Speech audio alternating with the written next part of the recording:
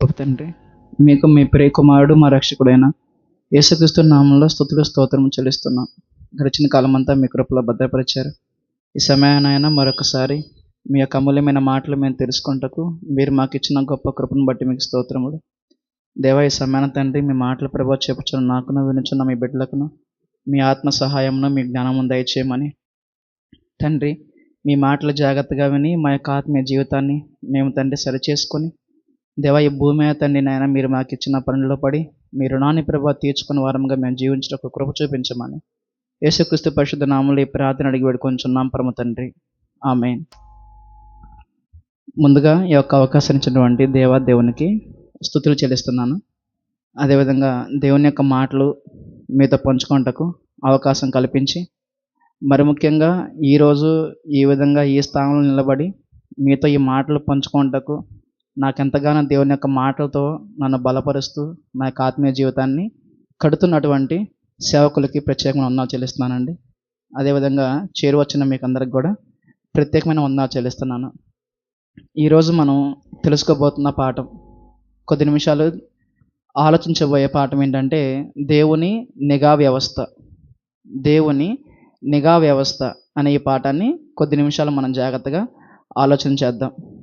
ఏమండి, మనం జాగ్రత్తగా గమనిస్తే ఈ ప్రపంచంలో అనేకమైన నిఘా వ్యవస్థలు ఉన్నాయి.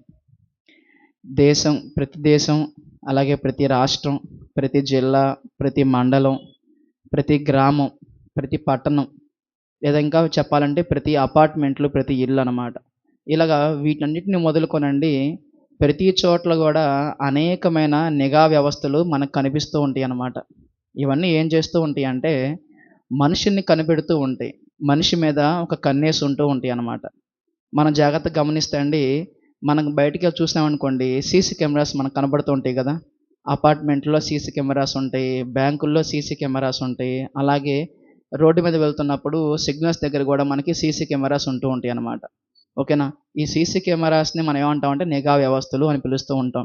ఓకేనా. ఇవి ఎందుకు పెడతారంటే అపార్ట్మెంట్లోకి ఎవరు వచ్చారు, ఎవరు వెళ్తున్నారు, లేదా బ్యాంకులోకి ఎవరు వస్తున్నారు, ఎవరు వెళ్తున్నారు, ఇంకా చెప్పాలంటే రోడ్డు మీద రెడ్ లైట్ వెలిగినప్పుడు గేట్ దాటి వెళ్ళకూడదు లెక్క అయితే, కానీ దాటి ఎవరు వెళ్ళిపోతున్నారు, ఎవరు రూల్స్ పాటించకుండా వెళ్తున్నారని వాళ్ళని కనిపెట్టి వాళ్ళు చేసినటువంటి తప్పులను బట్టి వాళ్ళని శిక్షించడం కొరకు ఈ సిగ్నల్స్ని ఉపయోగిస్తూ ఉంటారన్నమాట. ఇంకా చెప్పాలంటే ఇవే మనకు కనిపిస్తున్న సిగ్నల్స్, వీటికి మించి కూడా ఇంకా నిఘా వ్యవస్థలు ఉన్నాయి. ఏంటి అంటే పెద్ద పెద్ద కేసులు, పెద్ద పెద్ద తప్పులు చేసి తప్పించుకొని తిరగాలని కొంతమంది ఆలోచన చేస్తూ ఉంటారు. వాళ్ళని పట్టుకుంటూ కూడా పెద్ద పెద్ద నిఘా వ్యవస్థలని ప్రభుత్వం వారు నియమించారన్నమాట. వాళ్ళే మనం పిలుస్తూ ఉంటాం సిఐడి అని, సిబిఐ అని, ఇంటెలిజెన్స్ బ్యూరో అని. ఓకేనా. అక్రమాలకు ఎవరైతే పాల్పడతారో వాళ్ళని పట్టుకొని వాళ్ళ నుంచి నిజాలు రాబట్టడానికి వీళ్ళను ఉపయోగిస్తూ ఉంటారన్నమాట. ఇన్ని నిఘా వ్యవస్థలన్నీ కూడా ఎందుకు ఉపయోగిస్తున్నారు, ఎందుకు మనిషి మీద ఇన్నిటిని పెట్టారు, ఎంత అవసరమా అంటే మనిషి చేసే తప్పుల్ని పట్టుకొని అవి తెలుసుకొని అతనిని శిక్షించాలని ఈ విధంగా నిఘా వ్యవస్థలను ఏర్పాటు చేయడం జరిగింది. ప్రభుత్వం వారే కానీ, పోలీసు వారే కానీ, ఎవరన్నా సరే. ఏమండి, వీటిని మనం చూస్తున్నాం కదా. ఈ నిఘా వ్యవస్థలు మొత్తం కూడా పెట్టింది ఎవరు? మనిషి. ఈ మనిషి పట్టుకోవాలని అనుకుంటుంది ఎవరిని? మనిషినే. అంటే ఒక మనిషి మరొక మనిషిని పట్టుకోవాలి, అతన్ని శిక్షించాలి అని అనుకున్నాడు. అంటే ఒక మనిషే మరొక మనిషి మీద న్యాయమూర్తిగా ఉండడానికి ఆలోచన చేస్తున్నాడు అన్నమాట. అంటే ఒక మనిషి మీద ఒక మనిషి కదా న్యాయమూర్తిగా ఉంది. ఏమండి, ఒక మనిషి మరొక మనిషి మీద న్యాయమూర్తిగా అసలుకి ఉండొచ్చా? ఉండగలడా? మనం జాగ్రత్తగా గమనిస్తే అండి, ఈ మనిషి వెలుగును చేయలేదు, ఈ మనిషి చీకటిని చేయలేదు, ఈ మనిషి గాలిని చేయలేదు, ఈ మనిషి సృష్టిలో ఉన్న దేన్ని కూడా చేయలేదు, అలాగే మనిషిని కూడా మనిషి చేయలేదు.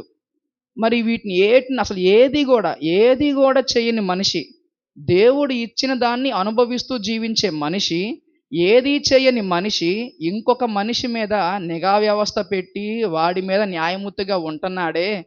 మరి ఏది చేయని మనిషే న్యాయమూర్తిగా నిఘా వ్యవస్థలు పెట్టినప్పుడు అన్నీ చేసిన దేవుడు నిఘా వ్యవస్థ పెట్టడా చెప్పండి?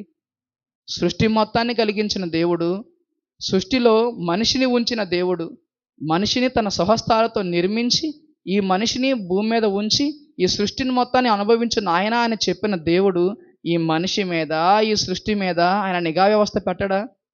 ఆయన ఎప్పుడు కూడా మనిషిని పరిశీలిస్తున్నాడు, అలాగే సృష్టి మొత్తాన్ని కూడా పరిశీలిస్తున్నాడండి.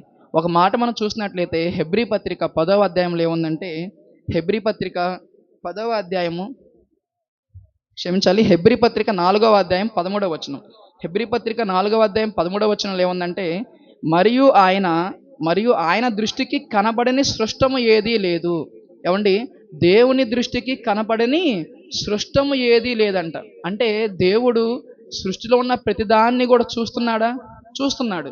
ఎందుకు సృష్టిలో ఉన్న ప్రతిదాన్ని చూస్తున్నాడు అంటే, ఉదాహరణకు మనం చూస్తే అండి, పక్షులను చూస్తున్నాడు, జంతువులను చూస్తున్నాడు, నక్షత్రాలను చూస్తున్నాడు, సూర్యుడిని, చంద్రుడిని, గ్రహాలని అన్నిటినీ దేవుడు చూస్తున్నాడు. దేవదూతలను చూస్తున్నాడు. వీటన్నిటిని కూడా దేవుడు చూస్తూ చూస్తూ చూస్తూ ఉన్నాడు. ఎందుకు ఈ ప్రకృతి మొత్తాన్ని కూడా దేవుడు చూస్తున్నాడు అంటే, కారణం ఏంటంటే, ఈ సృష్టిలో ఈ సృష్టి మొత్తాన్ని కూడా అనుభవించట కొరకు ఈ సృష్టిలో నా కుమారుని ఉంచాను. ఇప్పుడు నా కుమారునికి ఈ సృష్టి వలన ఏమైనా ఆపద కానీ విపత్తు కానీ సంభవిస్తుందేమోనని సృష్టి మొత్తాన్ని దేవుడు గమనిస్తున్నాడనమాట.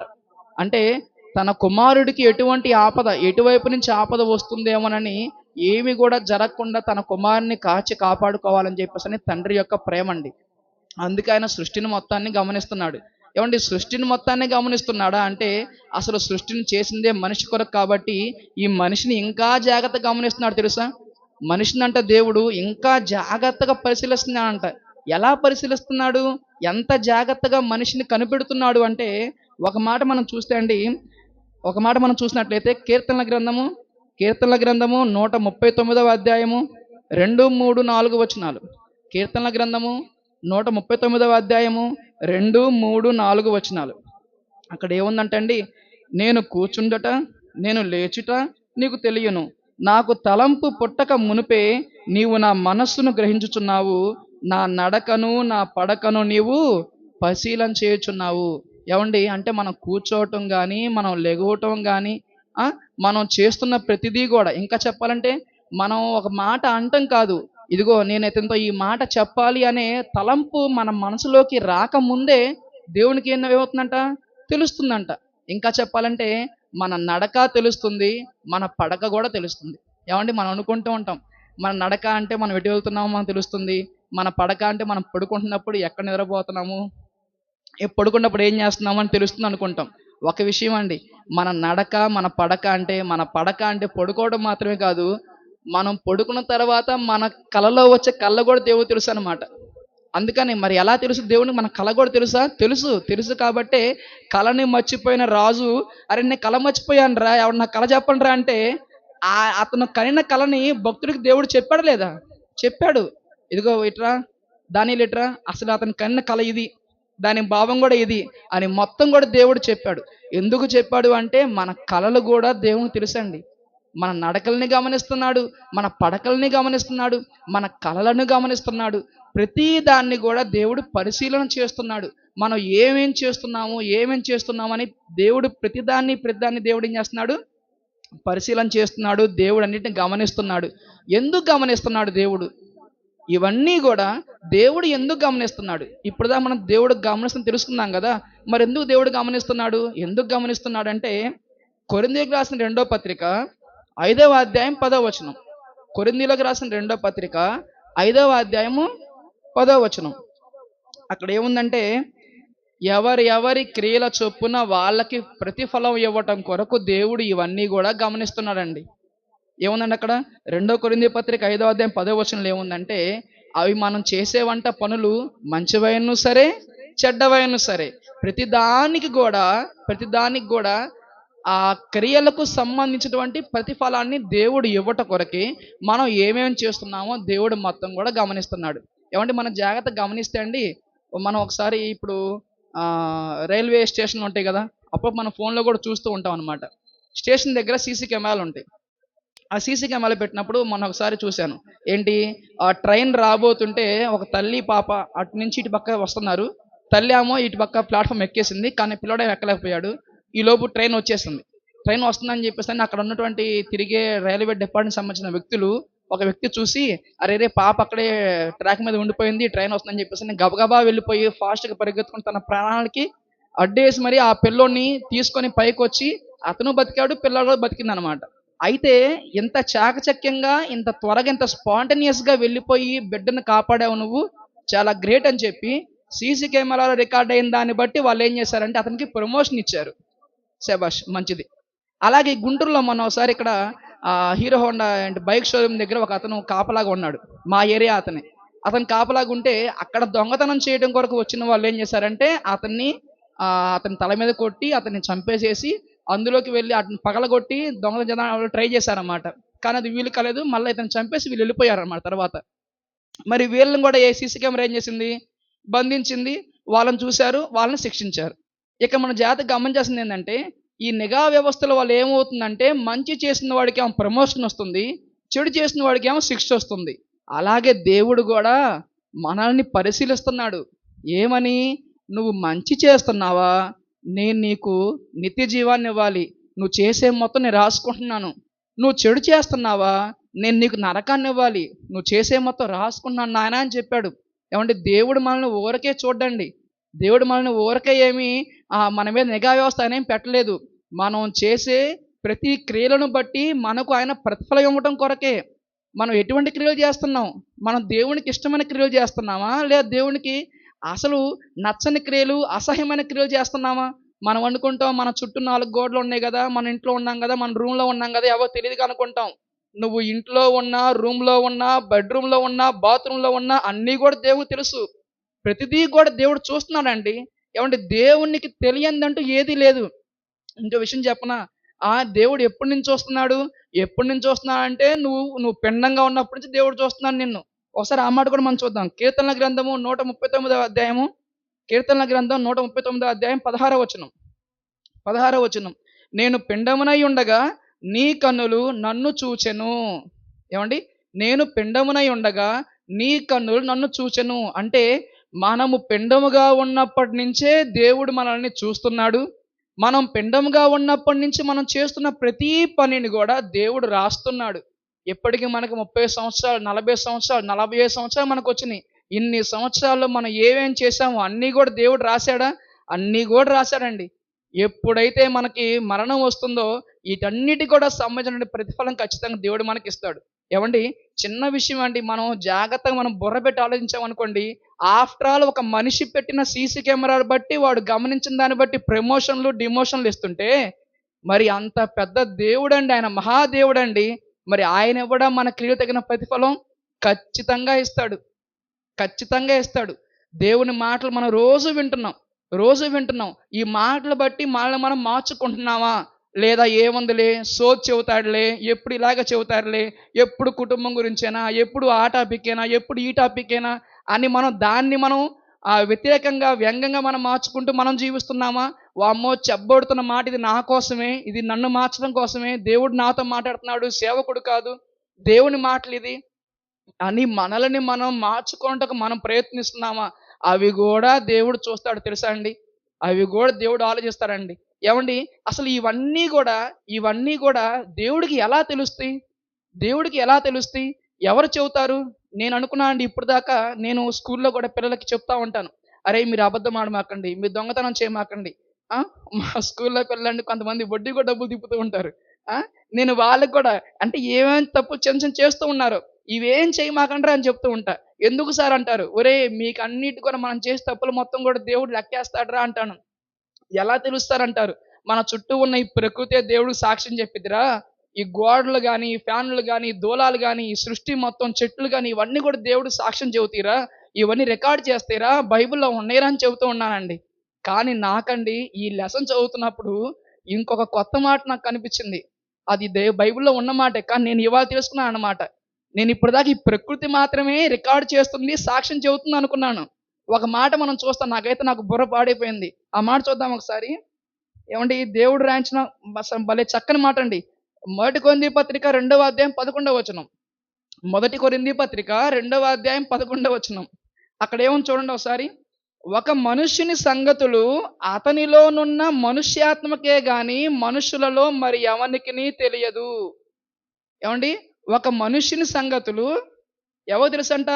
అతనిలోనున్న మనుష్యాత్మకే గాని మనుషుల్లో ఉన్న మరి ఎవనికి తెలియదు. అంటే ఇప్పుడు నేను ఏం మాట్లాడాను? నేను దొంగతనం చేశానా? నేను తప్పు చేశానా? నేను వ్యభిచారం చేశానా? నేనేమన్నా బూతులు మాట్లాడానా? ఇవన్నీ కూడా ఎవరికి తెలుసంట? లేదు నేను నేను చెడు తలంపు తలంచానా? ఇవన్నీ ఎవరికి తెలుసంటే, మనం అనుకుంటాం, నేను తలంచిన తలంపులు ఎవరికి తెలీదు గదా అనుకుంటాం. కానీ మనం తలంచే ప్రతి తలంపులు గూడా ఎవరికి తెలుసంట? మనలో ఉన్న ఆత్మకు తెలుసంట. ఇంతకీ ఈ ఆత్మ వచ్చింది ఎక్కడి నుంచి? దేవుడి నుంచొచ్చింది. విషయం చెప్పనా అండి? దేవుడు మనలో ఒక నిఘా వ్యవస్థని పెట్టాడు. అదే మన ఆత్మ. మనం తలంచే ప్రతి తలంపులు గూడా మన ఆత్మలో రికార్డ్ అవుతూ ఉంటాయి. ఇప్పుడు మనం ఒక మాట అనేసేసి చుట్టూ ఎవరు లేరు అనుకుంటాం మనం. ఆల్రెడీ మనలో ఉన్న ఆత్మే రికార్డ్ చేసి అలా పెట్టింది. అంటే ఇప్పుడు మన విషయం బట్టి మనకేం అర్థం కావాలంటే, ఒక మాట మనం తలంచాలన్నా, అనాలన్నా చుట్టూ చూడకూడదు. మనలో ఉన్నటువంటి ఆత్మ రికార్డ్ చేస్తుందని మనం భయపడాలండి. మనుషునిలోనే దేవుడు నిఘాని పెట్టాడు. ప్రభుత్వం వారు గాని, పోలీసులు గారు ఏం చేస్తారంటే చుట్టూరు నిఘాలు పెడుతూ ఉంటారు. వాళ్ళకి తెలీదు కదండీ! మనం మనసులో ఏమనుకుంటున్నామో తెలీదుగా వాళ్ళకి. కానీ నువ్వు మనసులో తలంచే తలంపులు గూడా నీకు రికార్డ్ అవుతాయని మనం ఖచ్చితంగానే గమనించాలి. అదే అంటుంది దేవుడు. ఏంటి సృష్టి, ప్రకృతి దేవుడికి సాక్ష్యం చెబుతుందా అంటే, ప్రకృతే కాదు నీ ఆత్మ గూడా సాక్ష్యం చెబుతుంది. నువ్వు భర్తతో ఏమంటున్నావో, భార్యతో ఏమంటున్నావో, నీ భార్య లేకుండా ఉన్నప్పుడు నీ రహస్యాలేంటో, ఆ! నేను ఈ రహస్యం నేను మా భర్తకు చెప్పకూడదు అనుకున్నావు నువ్వు. దేవుడు తెలిసిపోయింది గూడా. నీ ఆత్మ అక్కడ రికార్డ్ చేసింది నీకు. కాబట్టి మనం తలంచే తలంపులు, మన నడకలు, మన పడకలు ప్రతిదీ గూడా మనం చాలా జాగ్రత్తగా మనం ఉండాలండి. మనం దేవునికి భయపడుతూ ఉండాలి. ఎందుకంటే దేవుడు ఏం చేశాడంటే రికార్డ్ చేశాడు. ఎందుకు దేవుడు రికార్డ్ చేశాడు అంటే, దేవుడు న్యాయం తీర్చుట కొరకు రికార్డ్ చేశాడు. దేవుడు ఖచ్చితంగా న్యాయం తీరుస్తాడా? తీరుస్తాడండి. ఒకానొక నాడు శారాయి వాళ్ళ తన యొక్క యజమానితోటి అబ్రహాముతోటి ఏమని తెలుసా? నీకును నాకును యెహోవా న్యాయం తీర్చును అనింది. అంటే నీతిమంతుడైనా సరే, అబ్రహాం నీతిమంతుడైనా గానీ, నీతిమంతునికి గానీ ఇంకెవరికైనా సరే ఎవరు న్యాయం తీర్చగలరు? నీతిమంతుడు న్యాయం తీర్చడు. ఎవ్వరికైనా సరే భూమి మీద ఉన్న నీతిమంతులకైనా, అనీతిమంతులకైనా ప్రతి ఒక్కరు కూడా న్యాయం తీర్చేది యెహోవానే. ఆయనే న్యాయం తీరుస్తాడు. ఇంకో విషయం చెప్పనా? యేసుక్రీస్తు వారి దగ్గరికి వ్యభిచారం మందు పట్టబడిన స్త్రీని తీసుకొచ్చినప్పుడు, అతను ఆమెని రాళ్ళు వేసి వాళ్ళు చంపాలనుకున్నప్పుడు యేసుక్రీస్తు వారు ఏమంటారు? మీలో పాపం చేయని వాడు మొదటగా రాయి వేయండి అని చెప్పారు. అంటే అర్థం ఏంటి? ఎవడు పాపం చేయరో వాడు మాత్రమే న్యాయమూర్తిగా ఉండాలి. వాళ్ళు మాత్రమే న్యాయమూర్తిగా ఉండాలి. ఏవండీ మనం చూస్తూ ఉంటాం సమాజంలో. న్యాయమూర్తులు అని పిలువబడుతూ ఉంటారు. ఏవండీ నీతిమంతుడు ఒక్కడును లేడు.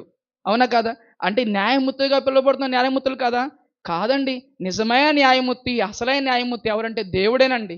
పాపం చేయని వాడే న్యాయమూర్తిగా ఉండాలి. ఆయనే దేవుడు. కానీ మనమేం చేస్తాం తెలుసా?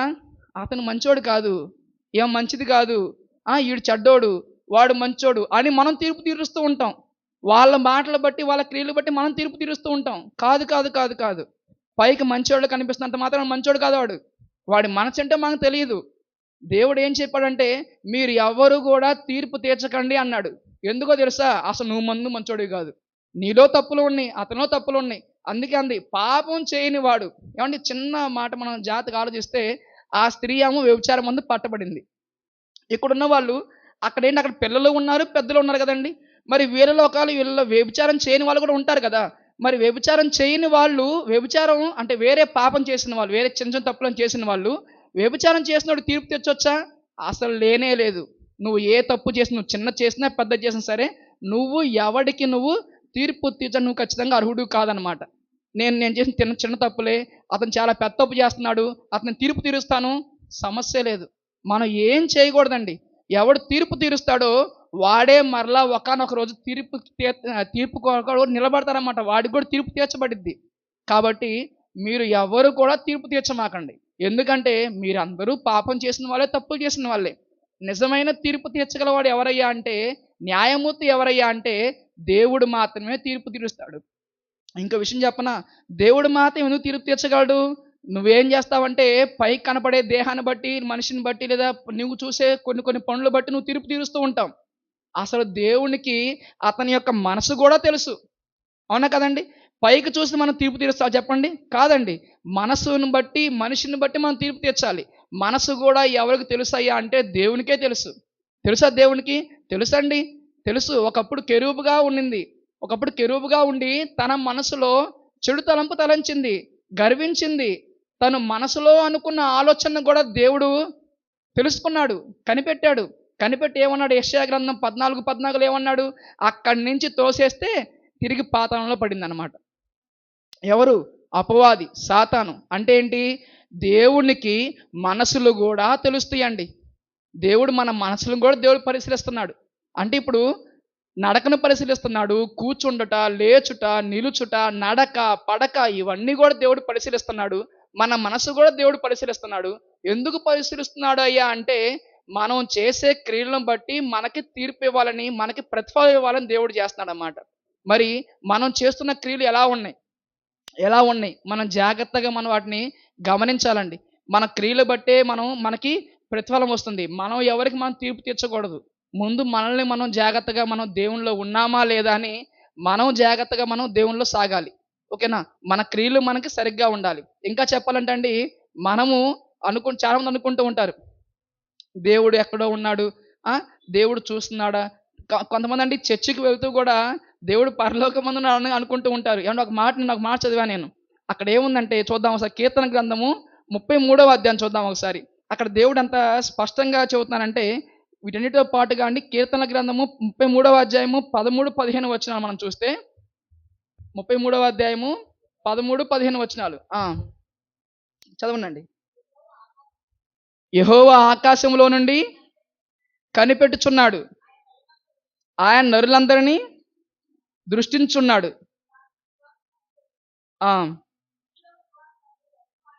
ఆయన చూచున్నాడు.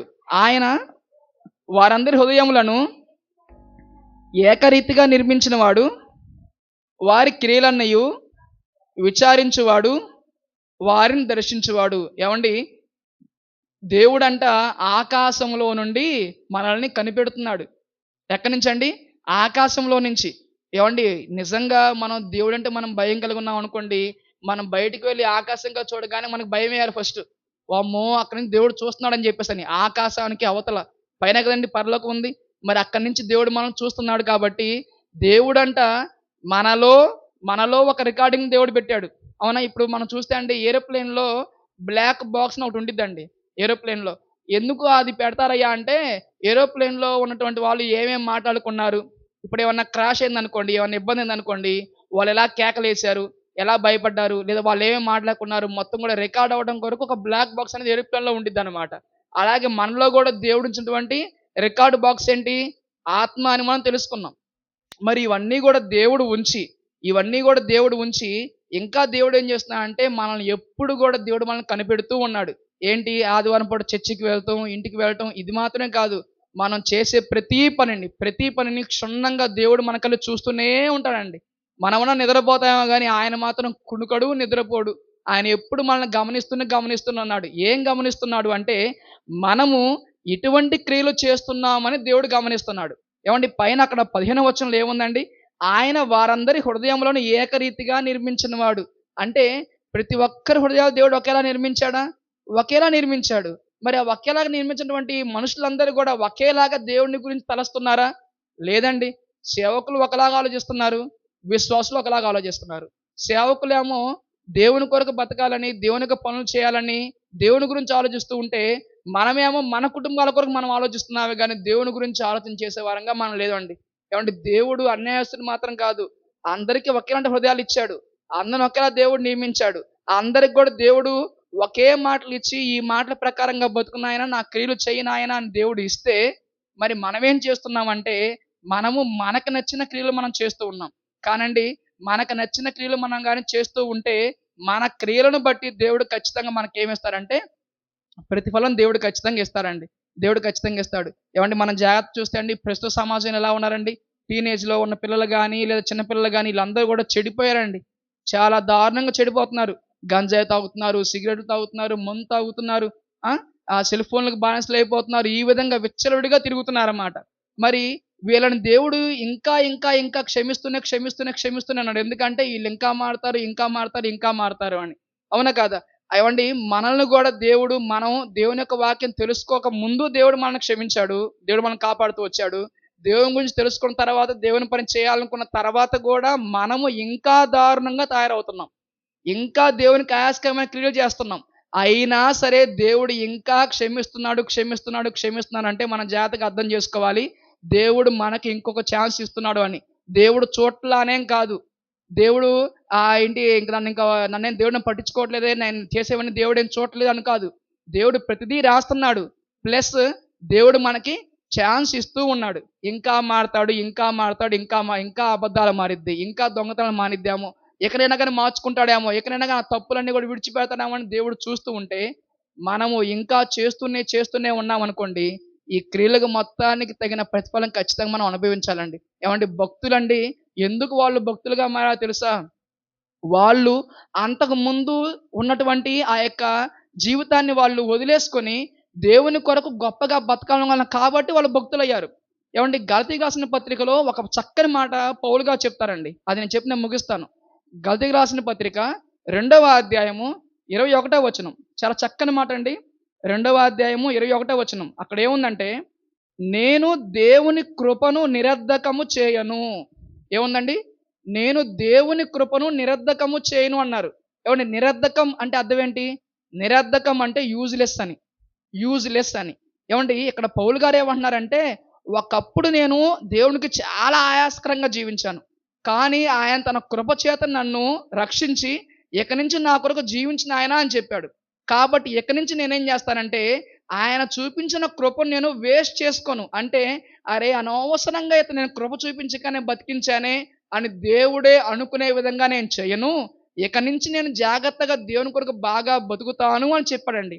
ఏవండి మనకు కూడా దేవుడు ఎంతో కృప చూపించి ఇప్పటిదాకా మనం ఎన్నో తప్పులు చేసినా, ఆయన చూస్తూ ఉన్నా, ఇంకా మనల్ని క్షమించి ఈరోజు ఈ క్షణం ఇంకా మనం బతుకున్నామండి. ఏవండి నాతో పాటు చదివిన నా ఫ్రెండ్, మా అన్నయ్యతోటి వయసోడు, నాతో పాటు చదువుకున్న నా ఫ్రెండ్ అనమాట.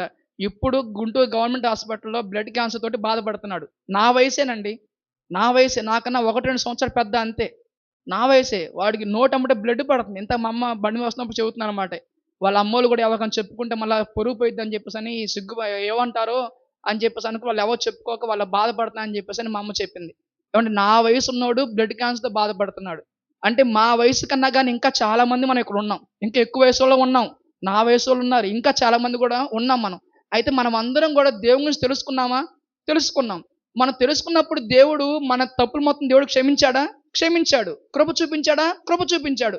కృప చూపించాక కూడా ఆ కృప అనవసరంగా చూపించానే ఈడికి అనే దేవుడు అనుకునే విధంగా మనం జీవిస్తే ఇక మనం జీవితం ఎందుకు చెప్పండి? అవునా కాదండి? నేను దేవుని కృపను నిరర్ధకము చేయను అంటే అర్థం ఏందంటే, దేవుడు నా మీద చూపించిన కృపకు నేను ఖచ్చితంగా ఉపయోగపడేలాగా నేను చేస్తాను. అబ్బా! ఇతను కృప చూపించాను కాబట్టి ఎంత గొప్పగా జీవించాడు అని దేవుడే మన గురించి అనుకోవాలండి. ఆ విధంగా మనం జీవించాలి. అందుకే ఇంకా మనం దేవుడు క్షమిస్తూ వచ్చాడు. ఇంకా మనలో ఏమైనా గాని తప్పులుంటే దేవుడు చూస్తున్నాడని, మన క్రియలకు ఖచ్చితంగానే ప్రతిఫలం ఇస్తాడని మనం గమనించి ఇకనైనా సరే మనలో ఉన్నటువంటి ఆయాస్కరమైన విషయాలు మొత్తం కూడా మనం మాని, ఈ రోజు దాకా ఇంకా ఆయన కృప చూపించాడు కాబట్టి ఇంకా ఆయన్ని మనం బాధ పెట్టకుండా ఇక నుంచైనా సరే ఆ కృపకి మనం న్యాయం చేసే విధంగా మనం జీవించాలండి. ఇంకా ఆయన కృప చూపిస్తున్నా, ఆయన క్రియలకు ప్రతిఫలం ఇస్తా అని తెలిసినా గానీ, అయినా సరే మనం ఇంకా నిరర్ధకం చేస్తూ జీవించామే అనుకోండి, చివరగా ఒక మాట హెబ్రీ పత్రిక 10వ అధ్యాయం 13వ వచనం ఏముందంటే, హెబ్రీ పత్రిక 10వ అధ్యాయము 31వ వచనం. 31వ వచనం అండి. అక్కడ ఏముందంటే, జీవము గల దేవుని చేతిలో పడుట బహుభయంకరము. దేవుడు కృప చూపిస్తున్నాడు. ఇంకా కృప చూపిస్తున్నాడు. మనల్ని మనం మార్చుకొని దేవుని కొరకు బ్రతకాలని. మనలోనే రికార్డింగ్‌ను దేవుడు ఉంచాడు. కాబట్టి దేవుని చేతిలో పడితే ఎంత భయంకరమో మనం ఎన్నో ప్రసంగాలు విన్నాం. ఎన్నో మనం తెలుసుకున్నాం.